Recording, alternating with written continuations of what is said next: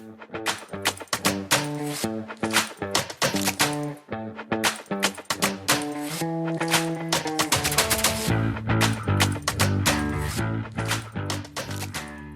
to The Exchange, a coffee podcast where coffee people talk to coffee people about coffee and things coffee adjacent.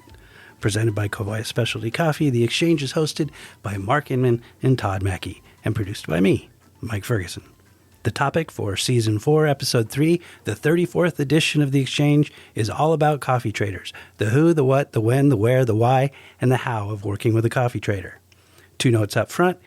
Yes, Ford still manufactures the Taurus, and no, we won't be explaining the chipper shredder Comet, but feel free to email our hosts with questions.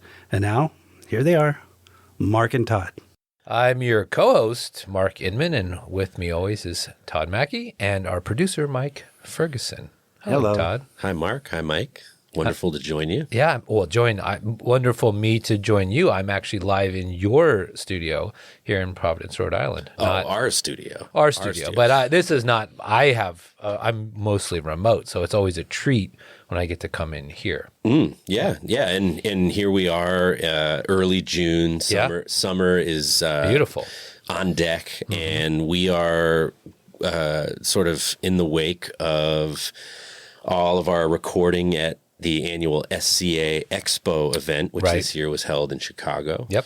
And getting back to it, this episode opportunistic in that you're here for some management meetings, which went off wonderfully. I have team building tattoos. The team went and all got tattooed next door, and we'll have those photos up on our Instagram page later. Forthcoming. Not true. Oh, not true. All right. I'm just making this up.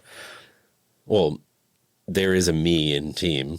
Yeah. Right? So apparently. Mark went and got tattooed. I get tattooed regularly. Yes. So that's but the rest of the team always had building the team. Weird excuses why they couldn't join. Yeah, there were a few monumental bails. Yeah.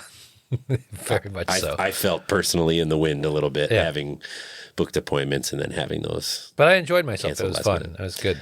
I'm glad I did it. Yeah. Yeah. And you got a pot of gold at the end of a rainbow, is that right? No, I did not. I did not do that, although that would have been funny. No, I got just a hammerhead shark this time. Very cool. Yeah. Very cool. Awesome. Well, today we're going to be talking about the value of picking up a relationship and optimizing a relationship with a coffee trader. Right. And, this, of course, coming from 2 full-time coffee traders. Well, and former roasters who dealt with coffee traders. Sure. So, how we transitioned as well and things that we learned, I think we could approach it from both angles. Well, and I think one thing to recognize at the gate is we deal with lots of other coffee traders.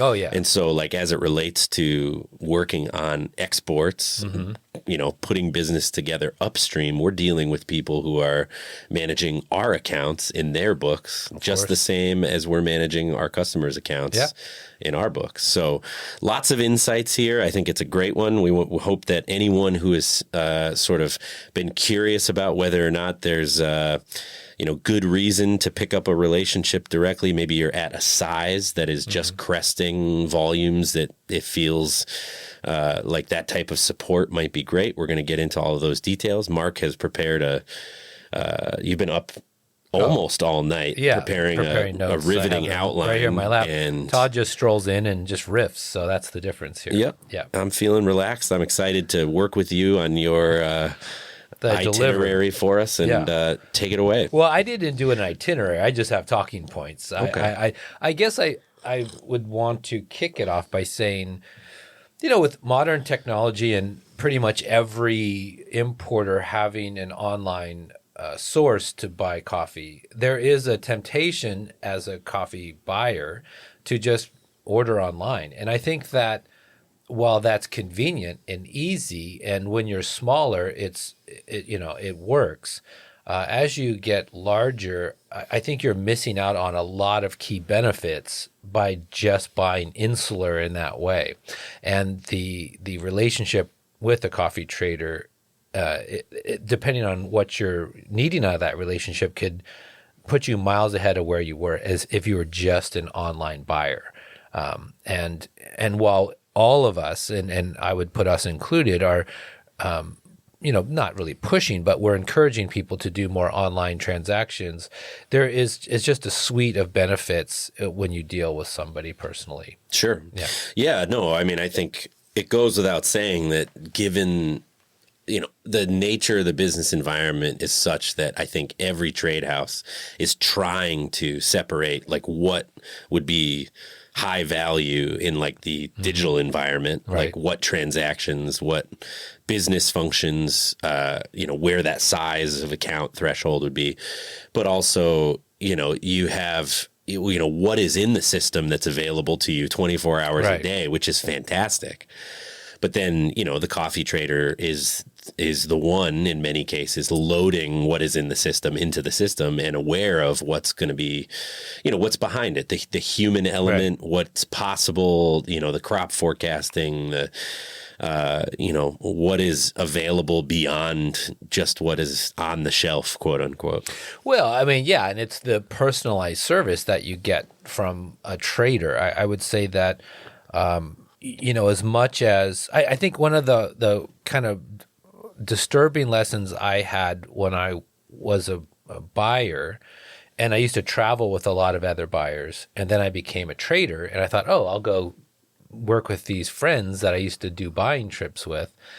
And then all of a sudden there was this dynamic shift where it's like, you're a trader, you need to kiss the ring to get me to pay attention to you and, jump through hoops. And they approached an importer like they were a used car salesman that's just begging for a sale.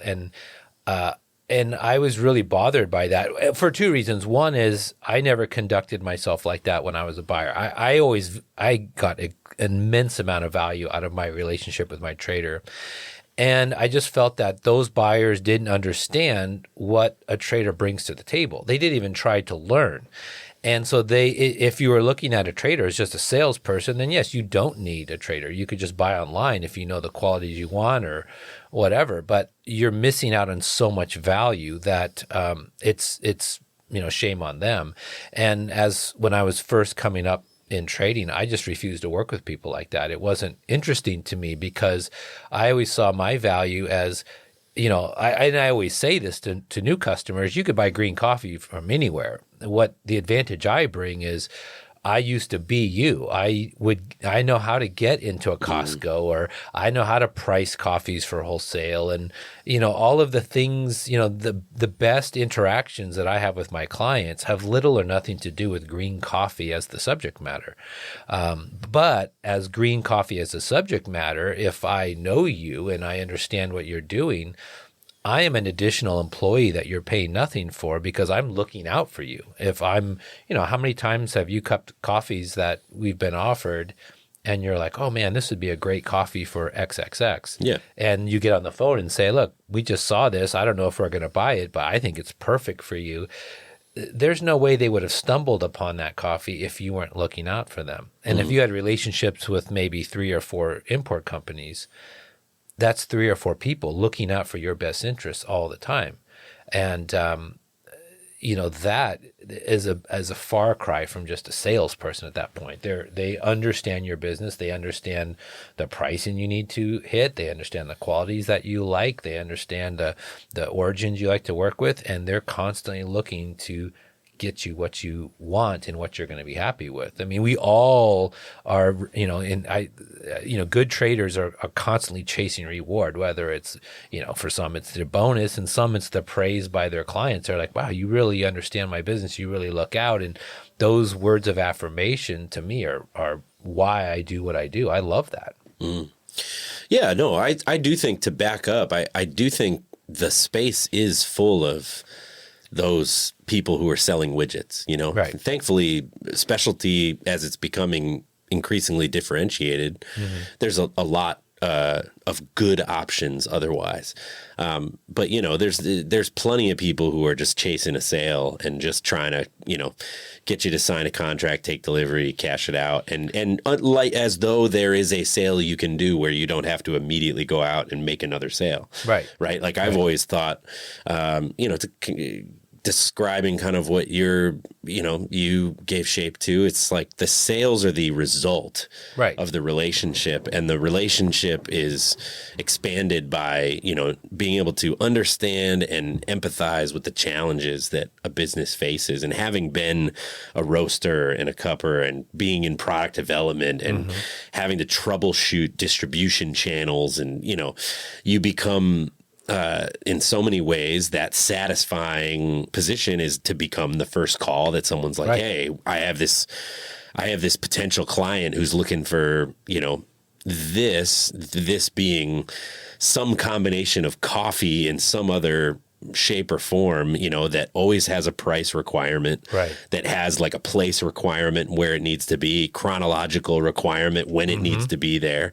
And, you're talking about like, first and foremost, that conversation often looks like, hey, is this good business for you? Right. Is this on brand? Does this make sense? Is it worth chasing? Hey, I've been there either myself or I've been there, in the aggregated experience I have working with lots of different companies. Obviously the confidence that what we experience with one account does not get shared with others. Right. So I don't mean to suggest that in any way, but the fact that we have this broad kind of overarching view of the market and the relative opportunities, you can really right away sniff out like, hey, X is a good match for Y. Right. And you should put resources here, or hey, stay away. Red flag. Sure. Example, hey, Whole Foods is not the right vendor for you. Right. Don't spend the next year building capacity and trying to sell into this channel, or, and that's just one more practical example for our listeners, but also, not that answer would not be the same for every caller. Right. But yeah, I think that's, the sales are a result of those conversations going well, Sure, and business materializing and becoming lasting. Right. To me, that's the most satisfying part of being the trader. But it's also the thing that I think what made the role of trader for me on the other side click, because there's a constant stream of green coffees on offer. I'm sure all of the people listening are just, if you are kind enough to cup everything that everybody sends you, that's a full-time job plus. Right. And we've talked about this in previous episodes, the etiquette of sampling and, solicited versus unsolicited samples. If you are kind enough to cup everything, hats off. But I wonder about, how you're managing your day at that point. No, I mean, I would love to hear the feedback from any listeners that have been like clients of mine. Because one of my early conversations is always, hey, just so you know, I probably will. I am never not interested in you. I just respect your time. Right. And I don't want to buy that time until I know that it's like worth you doing this. Sure. So like when I send a sample, like I think truly it matters for you to take a look at it. And if I send it and you didn't ask me for it, like I never would expect you to turn it around in a timely manner. Like this is, hey, look, I'm trying to ring your bell here. But even beyond that, like, that conversation of like, hey, I'm not going to, patronize your time by just like trying to occupy 4 hours a week with you processing samples that you didn't ask for in origins that you might be covered or you don't even sell. Right. Yeah. The only time I would send a sample, I wouldn't say it's unsolicited, because what ends up happening is I come across something that I know a customer loves. And I'll say, hey, I just popped this in the mail. I don't even know if you're even looking for this right now, but, this has got these qualities or whatever they're looking for. And, if it, grabs you, give me a call or, let me know what you think about it. But, if not, it's fine. I'm not expecting anything. Sure. But that's just me, like, just trying to, show the customer I get what they're doing. Sure. So let's back up a little bit here. You're a small roaster. Let's make this mythical buyer up. You are the archetype to what I painted in previous episode. You're the garage roaster now who's growing, who's now the a business hobbyist who is person. making $250,000 a year on two 1 kilo kilo roasters. roasters. I will stand by that number. And now you've graduated to a 10 kilo roaster, and you're starting to engage with the trade. What do you think, Todd, are the initial steps when you're looking for a trader to work with? What would you do as that customer? Like, how would I identify the right trader for me? Or okay, well, I'm gonna. There's the right trader for me question, and then there's the function of the trader. Like, how do I get the most from my partner companies through this person or the persons who are holding these roles? Sure. And one of the biggest things is knowing your why. Like having a strong sense of where you exist in the market and why you're there. And, often these setup calls, of which I can't even count in the rear view, and you are many years my senior and Take it easy in the here on trade. many years. But no, I mean, you've had far more calls like this, right? And it's not to suggest that those blend in. It's to say specialty coffee, the companies are more brands and lifestyle companies with a necessary point of view in their marketing and in their sort of procurement than they are makers, right? They are makers. Roasters are makers. I'm not taking that away, but as they grow and they're successful, like there has to be a point of view, of course, and this has to make it back to how and why they're buying what they're buying. Right. And so companies that have that distilled, or at least have the closets, the kind of the hallways they want to walk down, right, as they're exploring the building per se. Sure. Like, they have to have that in line. Like, just to say like, hey, I want to buy the best coffee at the best price. It's like, cool. Awesome. Yeah. Yep. Me too.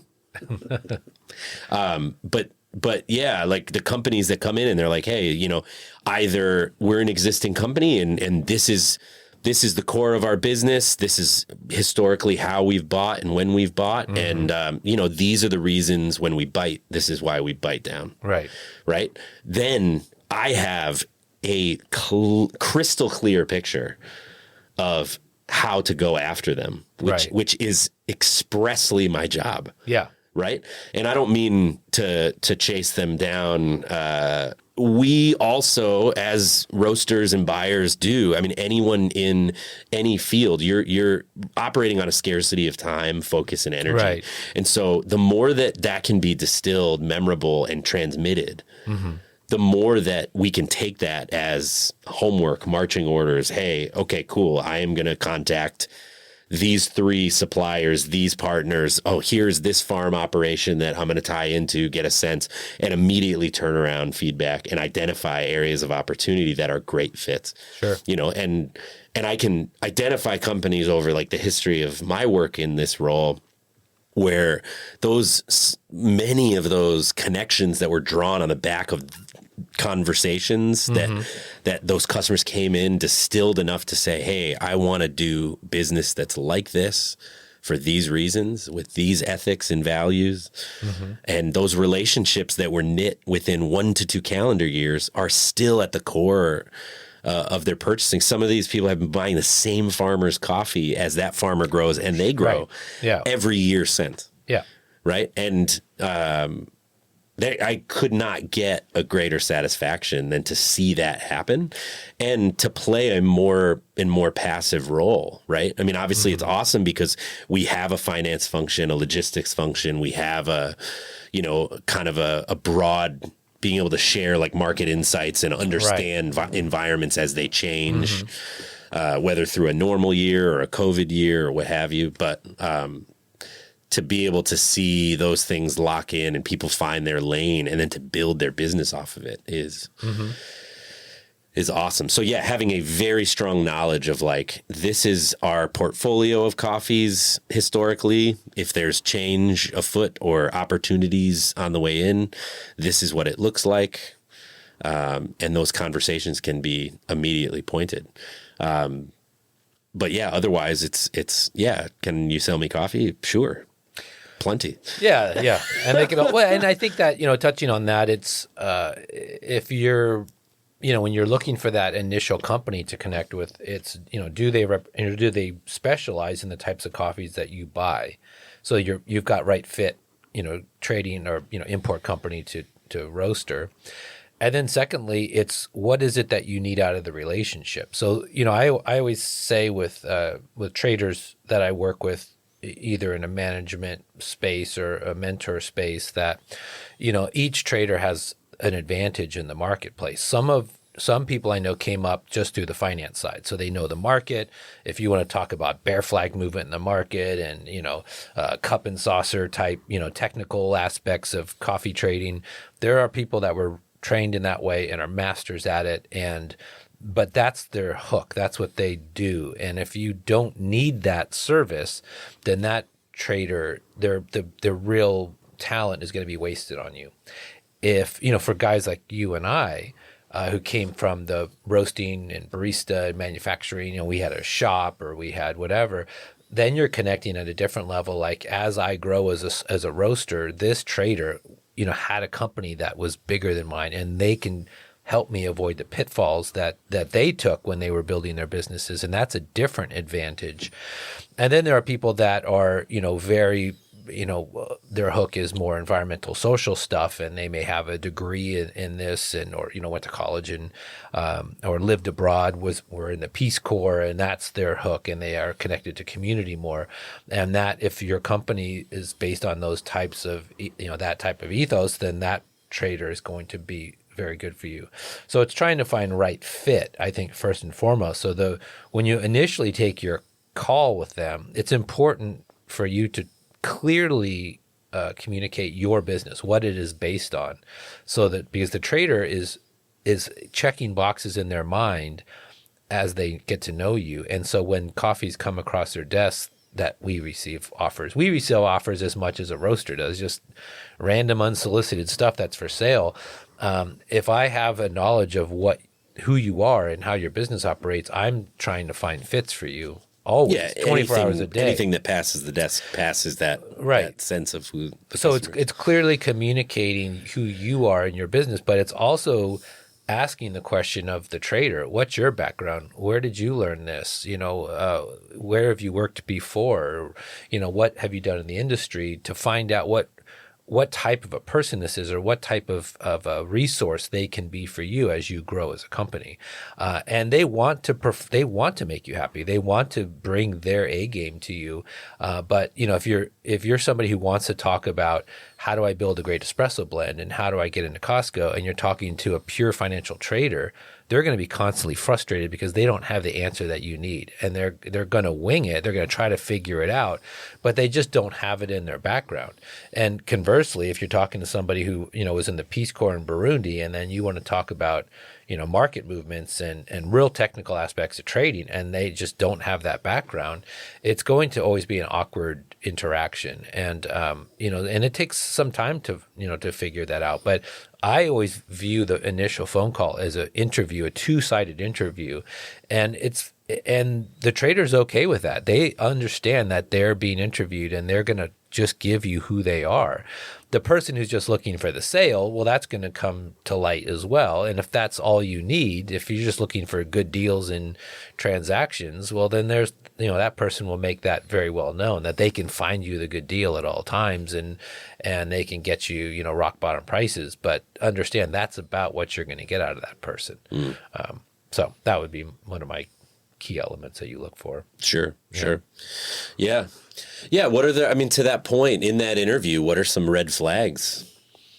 Well, red flags are wrong fits. I really need help on building my wholesale up, and I've never been in this before. I don't know how to do a distribution deal. And if the trader's like, I know a trader who was a roaster, they're already trying to direct you to another place. The one that will act like they have all the answers, unless they have a varied background, dig deeper on that to make sure that they do. I mean, and for me personally, when I worked with some traders growing up, when I was a buyer, I learned an immense amount my thing was I wanted to learn the market. I didn't really understand how the futures market worked. I didn't necessarily know all the terms.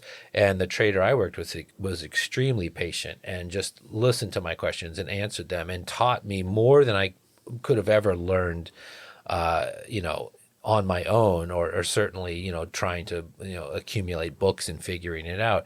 I learned an immense amount, and I returned that by loyalty. I was extremely loyal to that trader because I never could have built my company without their advice. And then other traders, when I got, more into, I was doing all, fair trade and organic and stuff like that. People that were really on the ground in these places were helpful to me as well. But I needed that foundation of the market knowledge that I just didn't have, regardless of if I was buying coffee that was fixed, or outright price. I still always felt like that was a missing hole in my professional development. And, so that worked for me. And the people that I personally would pull myself away from were the wheeler dealer types. It wasn't what I was. I liked more passive traders that were like, hey, what, I'll come to you asking for what I'm looking for, but they're not pushing anything on me. They're just there for me whenever I'm calling on them. Sure. But if they were pushing anything, it's because they saw something that they knew I purchased or they knew I liked, but it wasn't always. Or even better, that they're passionate about themselves, right? Right.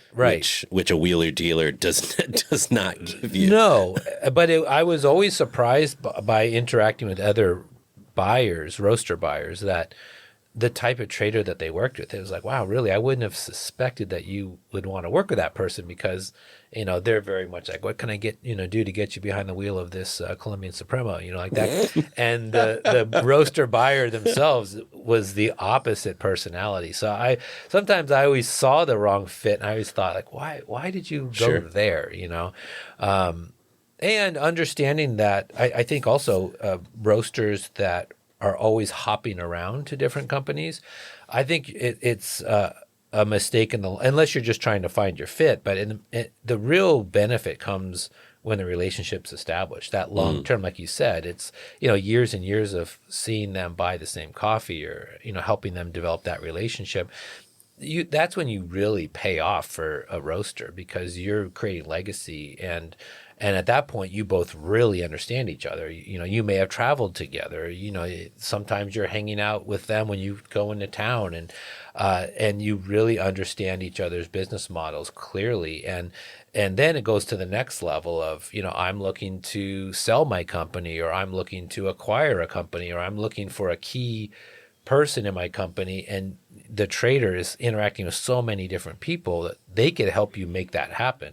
In fact, I have it's a client friend that was saying, I'm thinking about selling, and I just don't know for these X reasons, and I was able to make that connection for them. And there's to a buyer, yeah. And that person would have had to hire somebody to go out and find that buyer. Whoa, Mark, already the phone is ringing off the hook. People are... Mike, I'll take that line one. Let's bring it up on the air. You guys realize this isn't live, right? Yeah. That was the joke. We'll write your questions in to what's our email address? Mark, can you please broker the sale of my company? Yeah, that's not my primary function. It just happened. The stars aligned. I don't mean to miss that. I think that or even things like, hey, I'm sizing up my equipment. And that too. Like, who could be better to reach out to that? Like, sure. Hey, I have a UG22 that should go to a lovely home in Providence. And don't underestimate that, because that has happened. That particular interaction happens all the time, constantly. And if you're in the place of needing to buy equipment or needing to sell equipment, reaching out to your trader to just even bounce the idea off. The amount of interactions most traders are taking, they are connectors, and they want even though they're not even involved in the deal, like there's no commissions or anything. They want to be a catalyst to keep the relationship strong and happy. And in this past year, I've seen between two customers more roaster sales this year than I've seen probably in my career. crazy the amount of roasters that are passing hands this year. So many 1 kilo roasters passing hands. No. I wish, it's I mean, like why would you large when you're making plant $250,000? Yeah, why would you get rid of that? That's an ATM in your garage.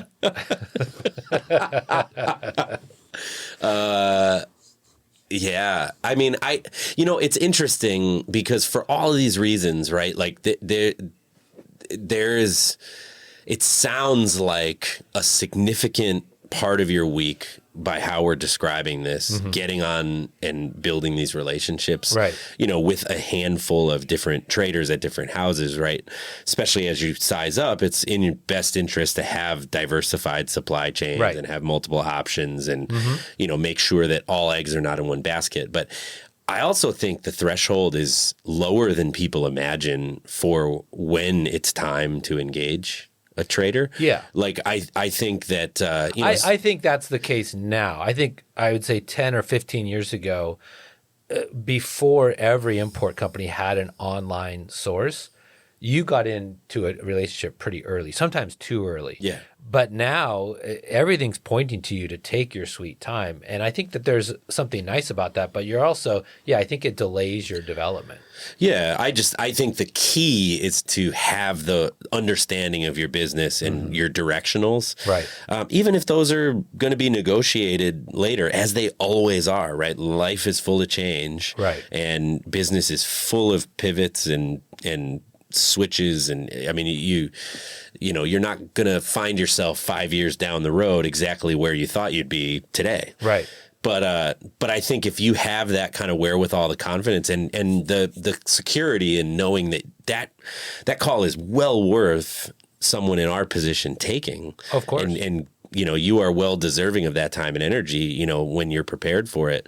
I think that, the next challenge is just, leaning into it and trusting that insight and making decisions that probably feel bigger and scarier maybe than decisions have in the past around purchasing, right? Like maybe that's, hey, I need to put a spread in place and I need to engage the concept of storage and carry for the sake of, kind of controlling my costs and being able to forecast my pricing. Right.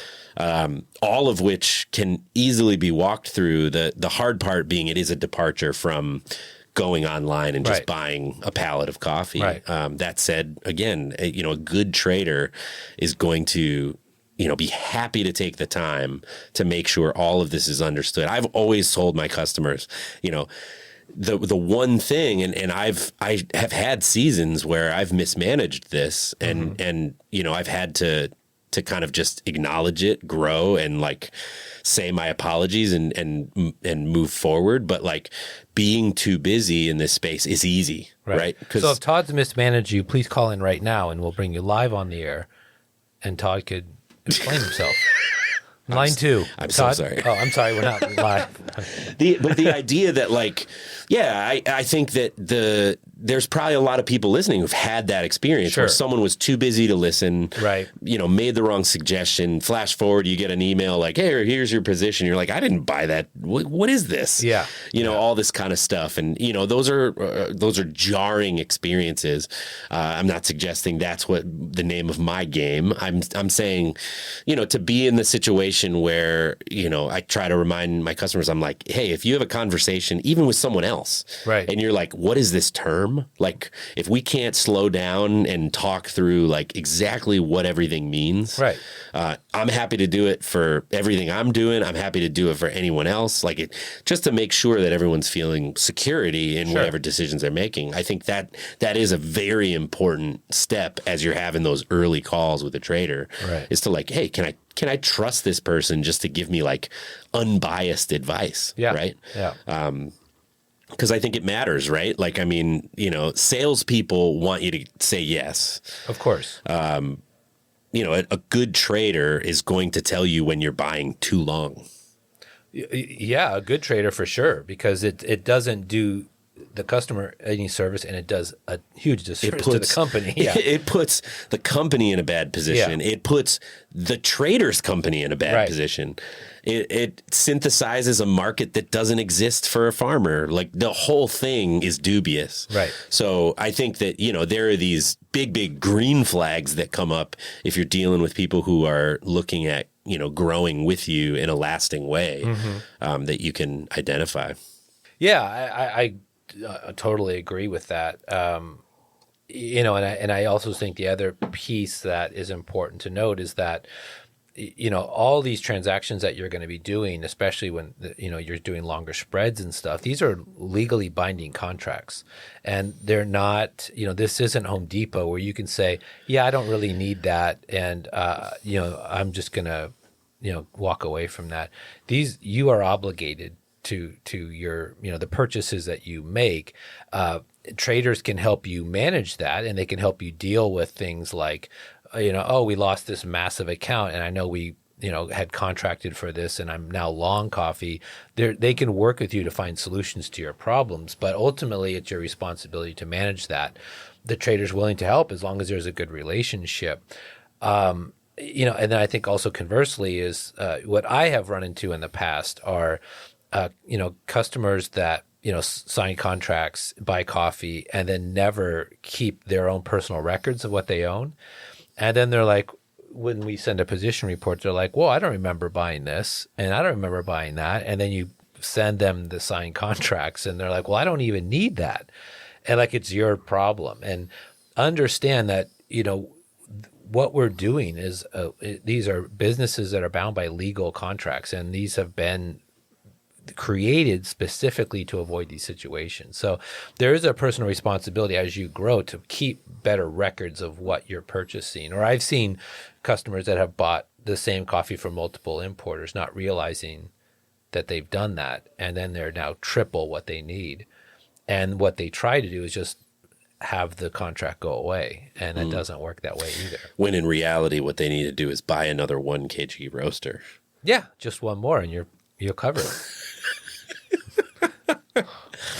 We'll have to, in post, get some sound effects there. A little ba-doom-tsh.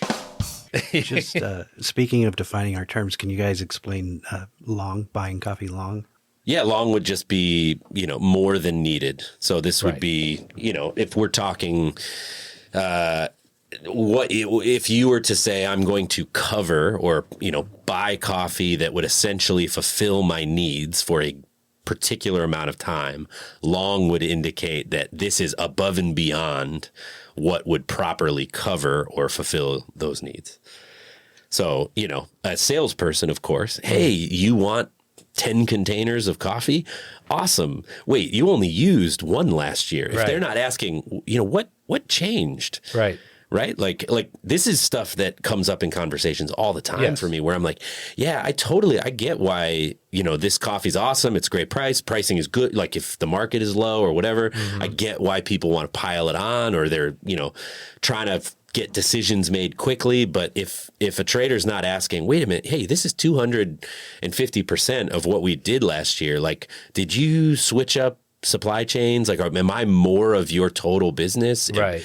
And, you know, have you grown that much? What is your growth? Right. Like, that's why I think, you know, those conversations we were talking about, hey, this is my business. This is what we do. This is what we're gearing at. Right. Right. All of this flows, you know, and sort of builds on itself with these regular, I try to have, you know, monthly calls or, you know, bi-monthly calls. And, you know, those are really good questions, you know, to avoid things like finding, hey, I have 300% of my coffee needs contracted. And, you know, someone like Mark who's going to put me in a chipper shredder if I don't take them. No, well, and I also think that a good trader, like the trader who just says, oh, okay, we'll do 10 containers and doesn't ask those questions like for the fit, is somebody who is the wheeler dealer just trying to get the sales on the books and is not thinking about the long-term ramifications if you don't need that coffee. It's problematic for all parties involved at that point. So, you know, when a trader is actually limiting your purchase, they're not trying to belittle you or discount you. They're trying to help you. And a prime example of that, I actually, I've probably told this story before on the podcast, but a long time ago. Wait. Is this a purchase you made from Ian Kloos Yes. of Ethiopia Organic? All right. Continue. If I've already told this story, I'm not going to. This goes way back, and it's a sound time to invite our newer listeners to check out seasons 1 and 2 of The Exchange by Kovoya Specialty Coffee. Very much so. In fact, I have received a lot of email recently from people who have gone back in the catalog and have started to listen to it. Yeah, who may have heard this story. So. May have heard this story. So for those of you who haven't, when I was a roaster buyer, I bought only organic, and the problem back then was in many cases organic supply was really tight, and so when it became available you had to buy it. There was not going to be another opportunity a month from now, and there was a particular Ethiopian organic I liked, and there were 3 containers available, and I believe my growth was going to take me there, and I bought the coffee, and I slowed down, and it took me 3 years to take that coffee. And Ian, was trying to talk me out of it the whole time, and I wasn't having it. I wasn't listening. And the carry alone that I paid was over $20,000 by the time I pulled the last bag. And it was, and I had every intent, like this was like the most painful lesson I had learned at the time. And it taught me to yes, engage the trader more, have the conversation, because like Ian was saying, I can get this in 9 months again. Like this isn't going to be a problem. And I didn't trust it because I always felt like, well, if I run out, I'm in real trouble here. And, he was trying to save me, and I didn't allow it to happen. But it's a story I tell to roasters all the time, like just don't overbuy, or the belief that, well, if I only need 1 container, but if I buy 2, I'm going to get a cheaper price because it's volume buying. The volume discounts just aren't what you think they are. Materialize. I don't even know where that misnomer got out there, but you hear that all the time. It's like, well, what if I buy, 5 containers? Is it going to be $1 cheaper? It's like we're not working with that big of a range. It's interesting you bring up it's come up once for me, and this is a good story pointing towards it, where, there is a bridge also that you have to cross, as you get to know your trader, like, can you trust them? I mean, I think that, one thing to highlight is that, their livelihood depends on this too. I mean, we're here, building a business in the same conversation. And I think I get feedback or have had feedback over the years at times where it's like, there is a distortion in the market that people think like, oh yeah, hey, if no one came in and we didn't do this well and responsibly and deliver value like this to the customers, like we would just still, be, just hanging out with bags of money over here. Like, which is absolutely 100% not the case. I mean, it's a very detailed business, and we have to manage things like on a very high level to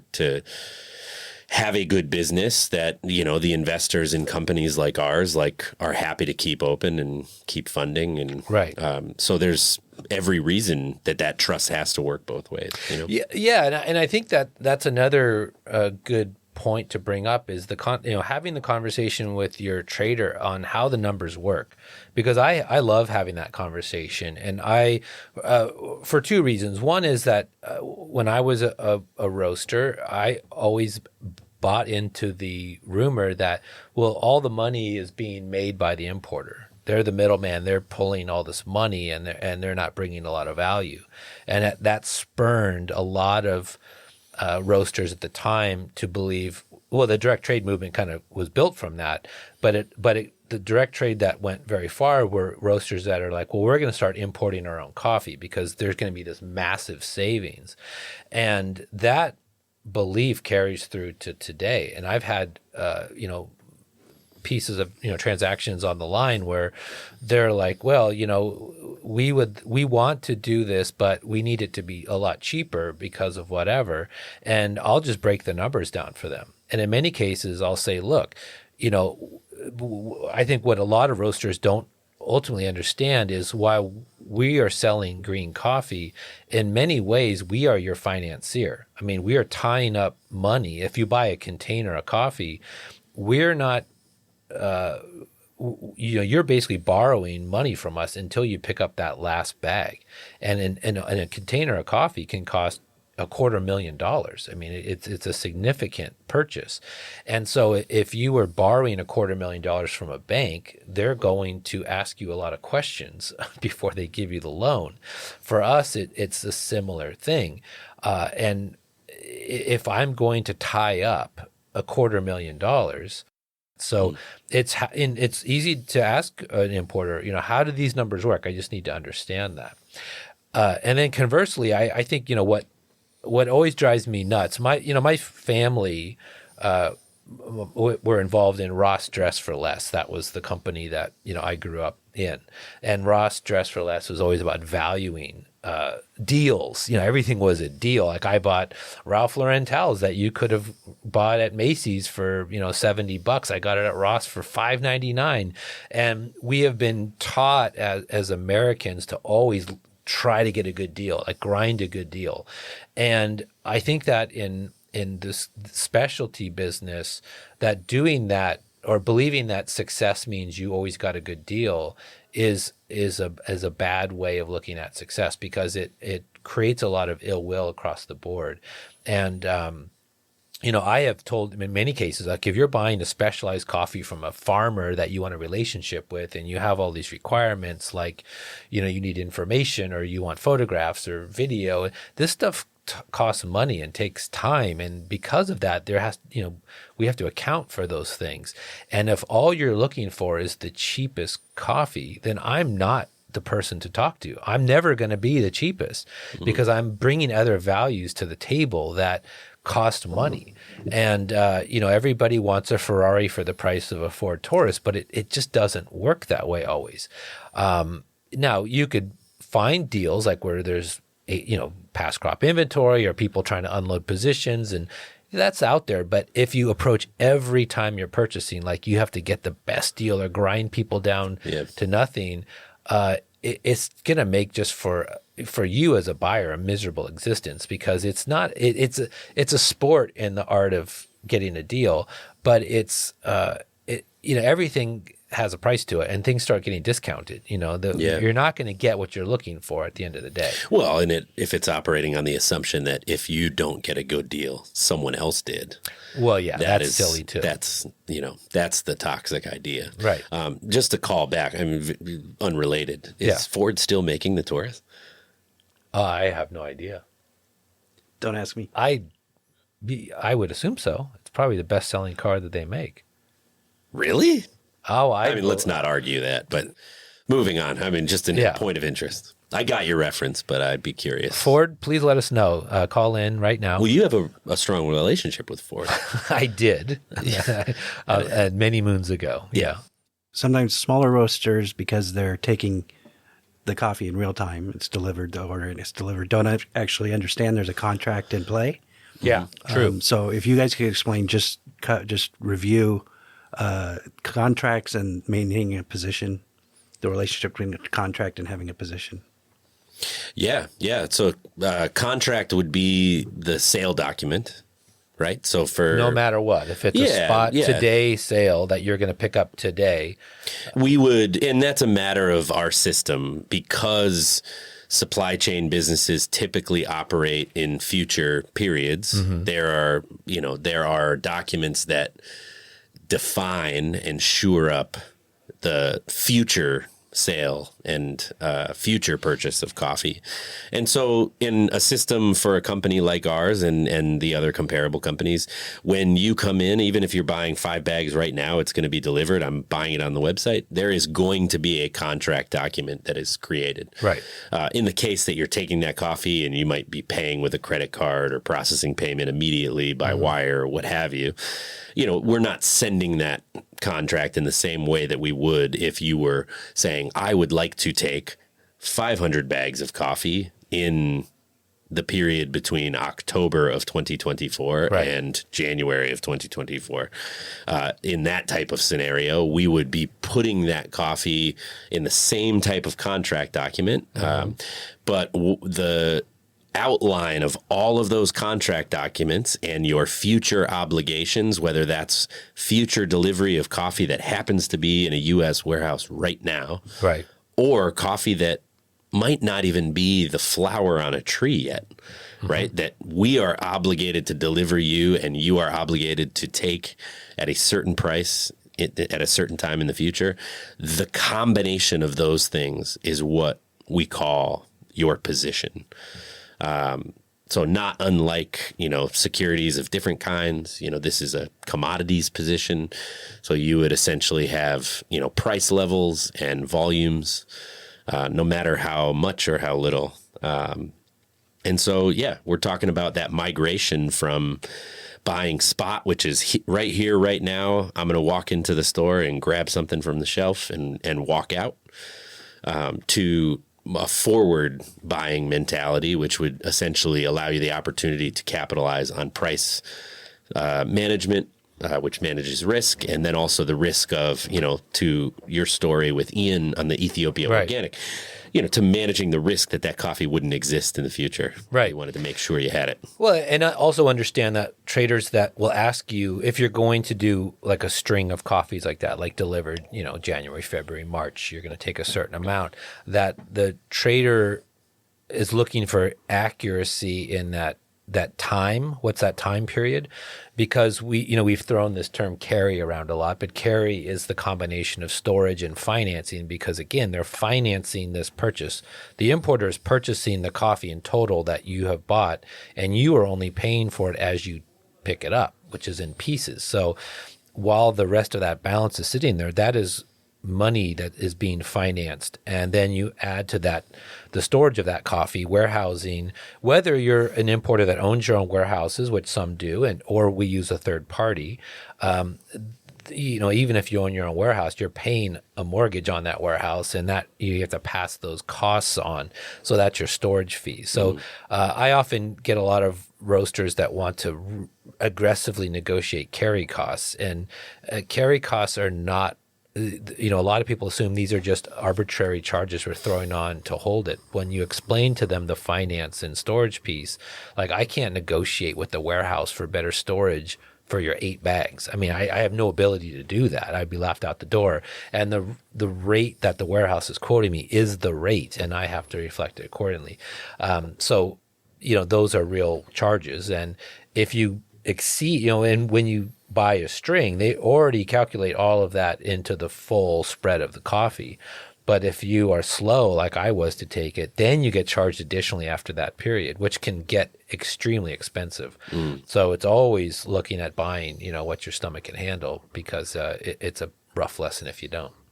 And I would say, in general, a lot of coffee roasters pay unnecessary carry just because of mismanagement. It's a tough thing to nail it all the time, but that's one of those leaky figures that you want to control. And I want to control it for you as much as you want to control it for you. Yeah. And in essence, the contract is you promise to take delivery and pay for this coffee in the future, and I promise not to sell it to anyone else in the meantime. Right. Right. Yeah, and that coffee's held for you that particular lot, that, they're not swapping it out or, whatever.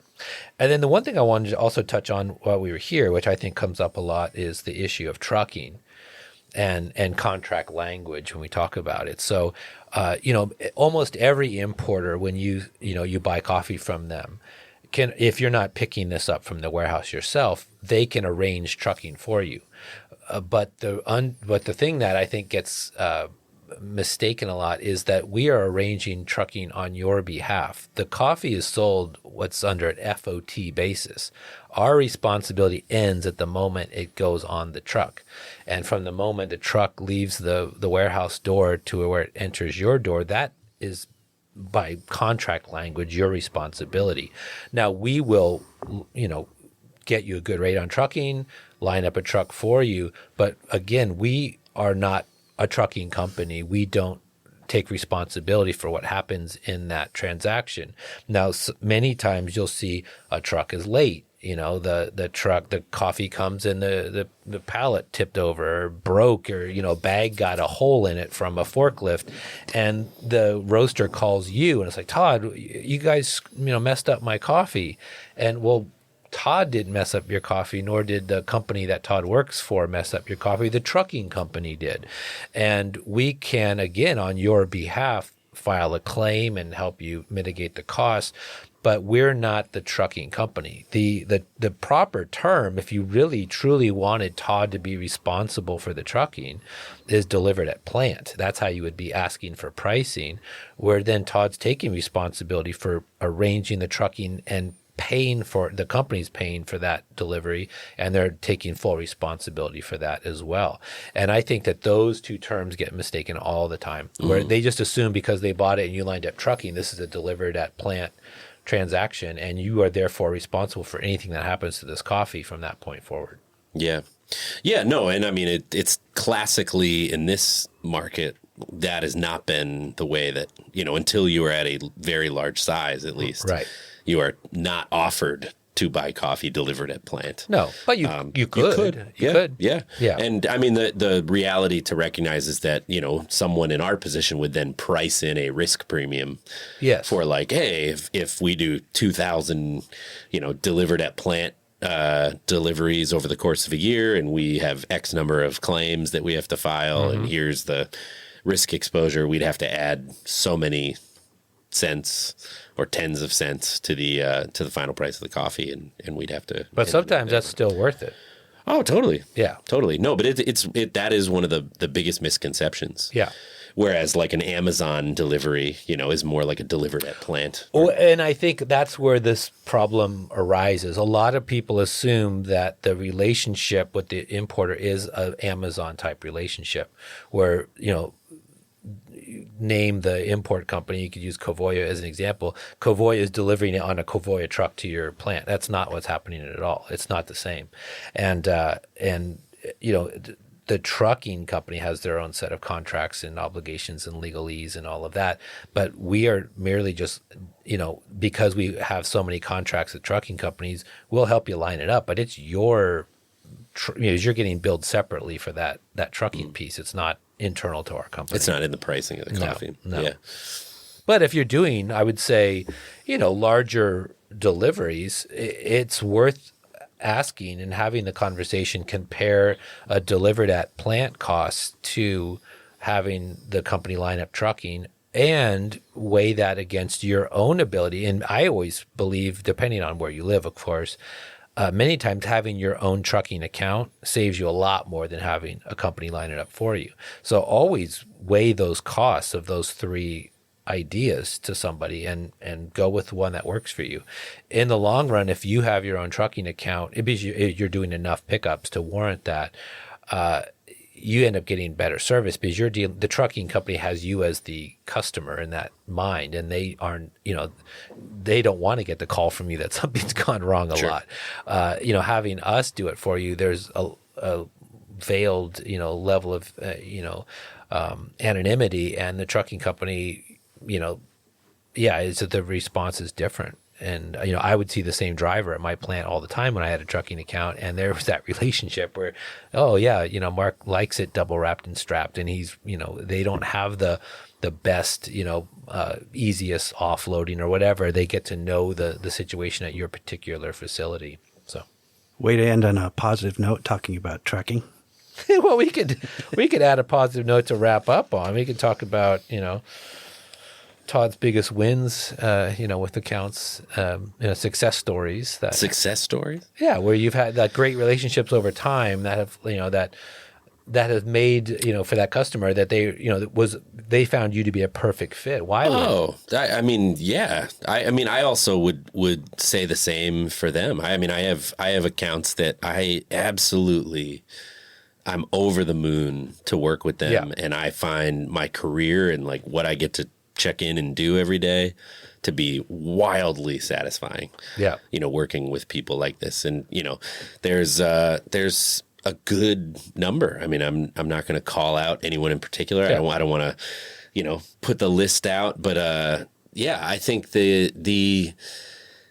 I think it's the most enjoyable way to work. I think, I get a ton of value personally, and ton of satisfaction. I think, we're getting more work done. We're having more impact.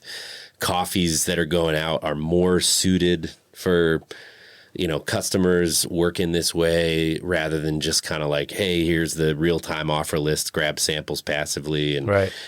All of that has value. And my top performing accounts, like we have sort of a hybrid of like using all of the features that we are able to offer in an online platform where people are looking at our inventory, getting like price quotes, pulling samples, but simultaneously like setting up calls, and we're troubleshooting and talking shop. And, we sort of take, in the best case, an approach where all of those things are at our disposal. But yeah, I mean, I think that to me, it's the people that open up, a view into their business and, are authentic in the good times with opportunities, but also the bad times where we can have conversations on both sides of the dynamic where we capitalize on opportunities and then we fix problems. Yeah. Like, hey, I can't tell you the number of people that I took calls from. Well, that's half our day. In the pandemic, especially where it's like, hey, I'm long, like we talked about earlier. Or I'm short. I'm run out of coffee. These combinations. I'm roasting in my garage and I'm going through tons. These 1 kg roasters will not quit. And then I will actually call out somebody because this story, it always cracks me up. And I still get reminded to this day about it. But when I was a roaster at the height, when I was a roaster, a major mentor to me who taught me an immense amount about the business of importing and the market was John Cassette at Royal Coffee. He's an incredibly gracious person and knowledgeable and somebody I admire immensely. And during the height of direct trade, I was buying coffee direct from co-ops and then having not John, but another importer bring that in. And I was considering that direct trade. And I did an interview one time in a newspaper and I said, my company, we have direct relationships with producers, which was a very fashionable thing to say at the time. And I said, once in a while, I'm forced to deal with importers to fill gaps that I may have. And, meaning more spot fills. But, I was being hyperbolic in the newspaper, like, everything I did was direct. And John cut that quote out and sent it to me on a Christmas card and said, "Merry Christmas from your humble importer, John Cassette." And he has repeated that Christmas card about 15 times. And it cracks me up every time. And it just taught me so much about me shooting my mouth off in the wrong context, because that's not how I wanted to frame my relationship with Royal or John. And I didn't call them out by name in the paper, but the fact that he still brings this up to remind me of my humble days is something I very much appreciate and value. So nice. Well, I feel good about what we put together here, Mark. Thanks so much for sharing. Thank you, Mike. I hope we met your expectations. That's great. And again, feel free to call in on our direct line when we're on the air. And also write us. How can they? I want to do like mailbag readings. We should read more feedback we're getting. It would be nice. That is something that has come up. We've seen a good amount of feedback. We've also seen some meaningful criticism about the single kg roasters. And I've responded to all of them, by the way. I do respond to every email I get. I think this could be very interesting for our listenership. Let us know if you think so too. Mike, what is the... I'll put it in the close. Okay, all right. We'll have the email in the close. But I think this could get exciting because there are people that side with me and not just a few. I think they do it on sport. I am welcoming myself as the counterpoint to your point. Okay. And all right. Well, hey, in either case, many thanks to everybody of course. Tuning in. It's good to be here. Giving us a follow. And we'll look forward to sitting together again very soon. Take care.